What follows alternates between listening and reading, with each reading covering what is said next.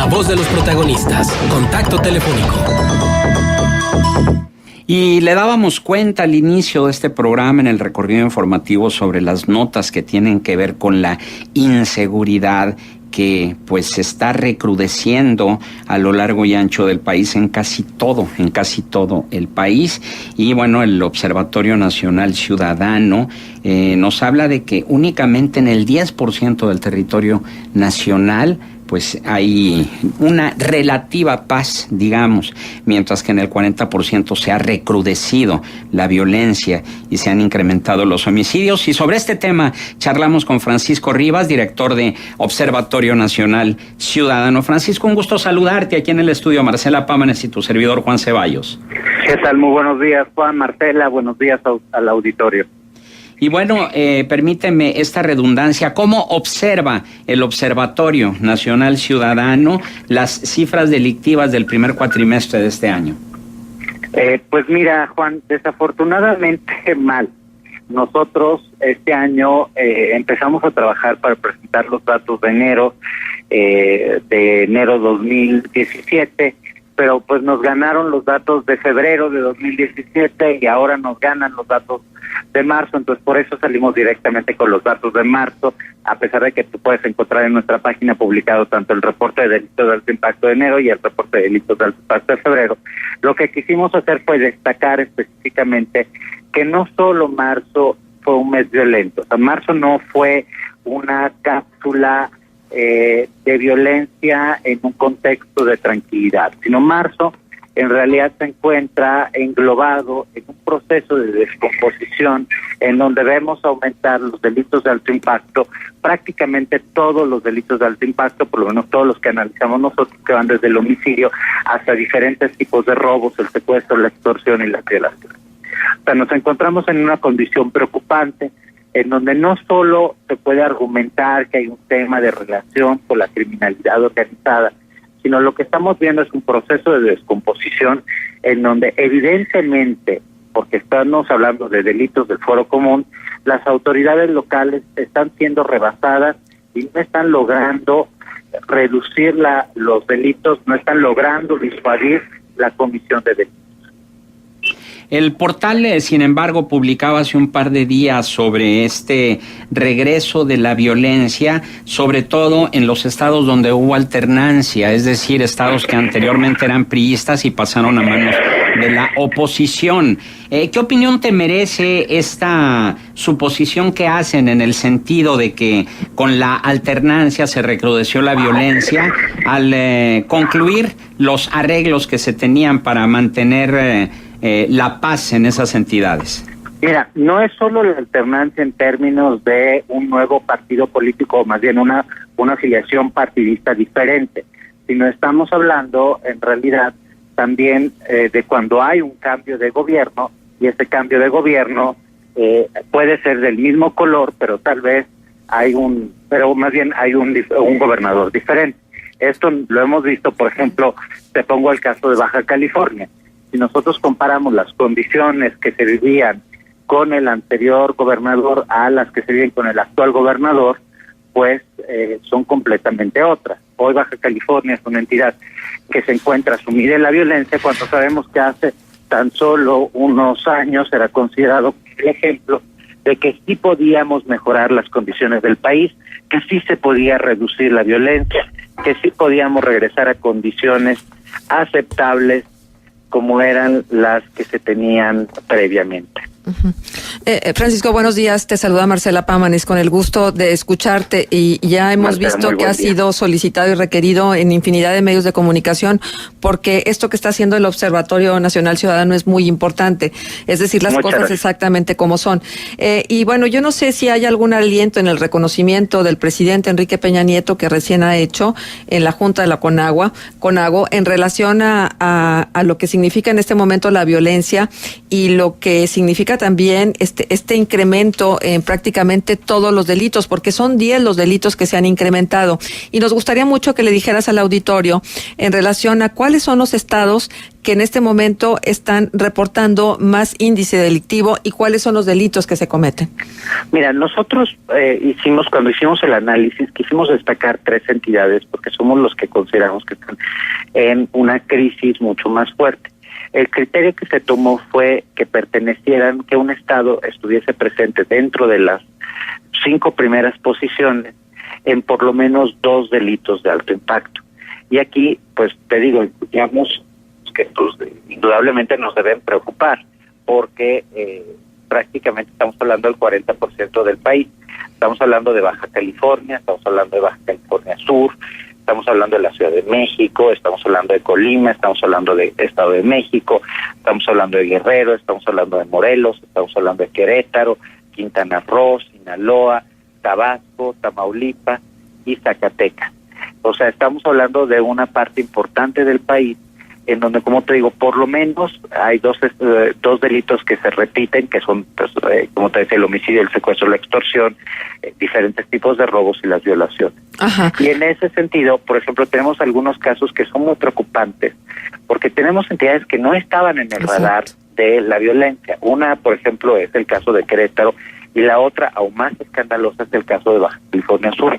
Por ejemplo, Baja California Sur, que siempre había sido considerado como una isla de seguridad, hoy pues, en primer lugar en tasas en materia de homicidio, primer lugar en tasas en extorsión y en robo a casa-habitación. O sea, evidentemente es una entidad en donde las cosas han crecido, pero Querétaro de igual manera nos está reportando aumentos en prácticamente 8 de los 10 delitos y de 4 se destaca particularmente que se encuentran dentro de estos primeros 5 lugares. Y lo que nosotros estuvimos especificando es que tanto en Baja California Sur como en el caso de Querétaro, ya habíamos venido advirtiendo que las condiciones no son las condiciones que se esperaban, que ya llevaba tiempo incrementándose. Nosotros a mediados del año pasado ya habíamos señalado como el caso de Querétaro en particular pues reportaba aumentos en del 66% en materia de secuestro, de robos, o sea, aumentos tan fuertes que no pueden ser nada más relacionados a un brote inmediato, sino que tiene que ver más con un problema de fondo de cómo la inseguridad va aumentando. Uh-huh. Ahora, siguen siendo divergentes las cifras que dan algunas corporaciones y algunas dependencias relacionadas con la Procuración de Justicia, con lo que realiza el Observatorio Nacional Ciudadano y su filial aquí en La Laguna a través del Consejo Cívico de Instituciones, en el que son más creíbles para la sociedad civil, para la comunidad, las cifras que ustedes dan a las que dan las autoridades. En este sentido, ¿qué respuesta ha recibido el Observatorio Nacional Ciudadano para conjuntar una base de datos en las que sean fidedignas las informaciones que se den al respecto? Mira, nosotros utilizamos información que es información pública. Creo que la fortaleza que tenemos nosotros desde la sociedad civil es que el análisis que hacemos es un análisis puntual. La información de base pues es información del número de investigaciones que se inician, de los casos que efectivamente una procuraduría investiga. Y te voy a hacer un ejemplo muy negativo y un ejemplo que me parece bastante positivo. Por ejemplo, en el caso específico de la Ciudad de México, cuando nosotros presentamos los datos, pues la autoridad salió a negar que era cierto, que no era posible, que estaban aumentando los delitos, que para nada, que todo iba bajando, y de hecho días después sale el procurador capitalino en la asamblea presentando los mismos números, nada más que analizados de manera diferente. Es decir, quitaron todos los delitos que iban subiendo, dejaron nada más los delitos que iban bajando, y por ejemplo de la ecuación de el robo a negocio, el robo a casa habitación, el robo a transeúnte, lo que hicieron fue eliminar los delitos con violencia, sin violencia, y dejar nada más los delitos con violencia, que por ejemplo en el caso de robo a casa habitación, sabemos que generalmente un robo a casa habitación con violencia es del 10% de los casos. Entonces hicieron un análisis a modo para mostrar pues una realidad que no es la que vivimos. Y en contraste, pues tenemos algunas autoridades que han respondido extremadamente bien. Ahorita estamos, y me da gusto y agradezco el trabajo de la Coordinación Nacional Antisecuestro, porque algo que nos ha preocupado y que en este estudio en particular destacamos es que no le estamos pegando al dinero de los delincuentes ni estamos combatiendo de fondo la corrupción, que es lo que mantiene vigente la actual descomposición que vivimos los ciudadanos.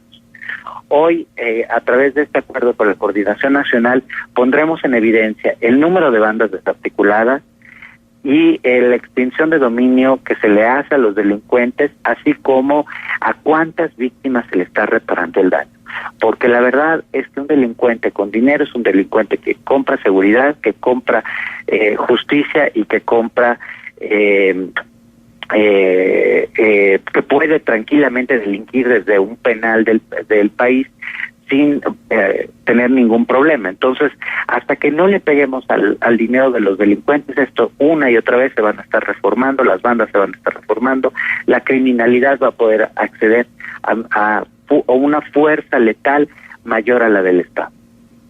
Ahora bien, ¿tendrás las cifras relativas a lo que es la comarca lagunera o los estados de Coahuila y Durango en cuanto a este primer cuatrimestre del año? Porque las propias autoridades han reconocido un incremento en la mayoría de las cifras delictivas, y eso es ya mucho decir, porque es común que las autoridades de alguna manera o maquillen las cifras o traten de atenuar o matizar el índice delictivo. Mira, voy a partir de dos cosas. La primera es que en el observatorio en esta ocasión nos dimos a la tarea también de presentar no solo los delitos, sino presentar 3 cifras estatales sobre las entidades que están viviendo un proceso electoral. Y en ese sentido lo que encontramos pues fue cuáles son los retos que los actuales o los próximos gobernadores van a tener que enfrentar en Coahuila, en el Estado de México y en Nayarit.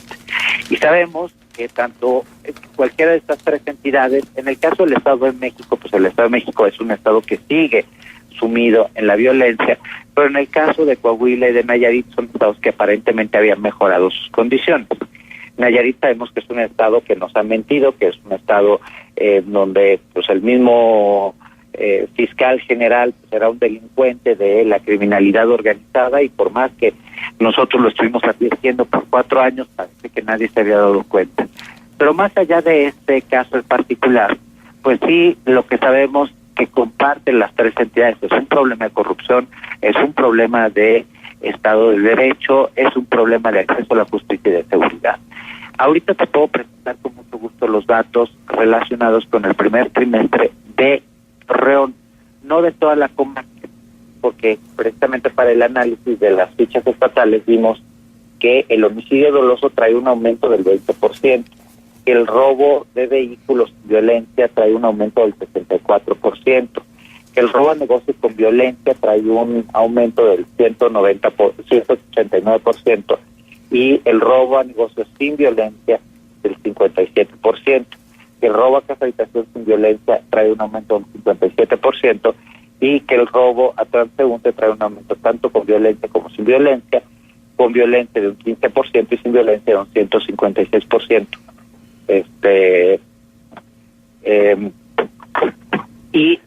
Sobre este sentido, pues a mí me preocupa muchísimo, porque efectivamente Coahuila era una entidad que ya había mejorado sus condiciones, y en donde La Laguna pues era considerado incluso uno de los ejemplos a nivel nacional para generar políticas y estrategias de prevención del delito. Hoy pues vemos que nuevamente La Laguna es noticia, hoy vemos que La Laguna nuevamente empeora, y esto tiene que ver precisamente con que no podemos echar a volar las campanas, no podemos considerar que una vez que ya se mejoró un poco las condiciones de seguridad, quiere decir que las cosas están bien. No, necesitamos poner atención y acento en las condiciones constantemente de seguridad de las entidades, y luego el otro trabajo que hicimos fue revisar las plataformas electorales de los candidatos, y lo que no encontramos son propuestas certeras sobre cómo mejorar las condiciones de seguridad.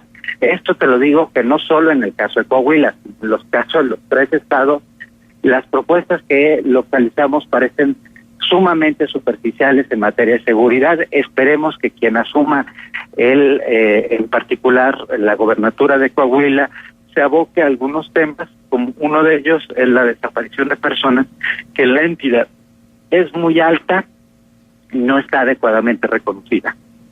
Y en las propuestas, por desgracia, pues caen en los lugares comunes, no hay ninguna diferencia entre los candidatos. Y las soluciones mágicas que nos preocupan aún más. Hay algunas que de verdad asumen que porque vas a mejorar condiciones salariales, ya vas a tener disminución de los delitos, pues parece como o un desconocimiento absoluto del problema o una ingenuidad. Muy bien, Francisco Rivas, director de Observatorio Nacional Ciudadano, seguiremos en contacto contigo para que nos hagas el favor de mantener informada a la comunidad sobre estos importantes estudios que realiza el observatorio. Yo les agradezco a ustedes, Juan, Marcela, y invito a todos a que descarguen en www.onc.org.mx los datos relacionados con este reporte que acabamos de presentar. Muchas gracias. Gracias a ti, Francisco. Muy buenos días.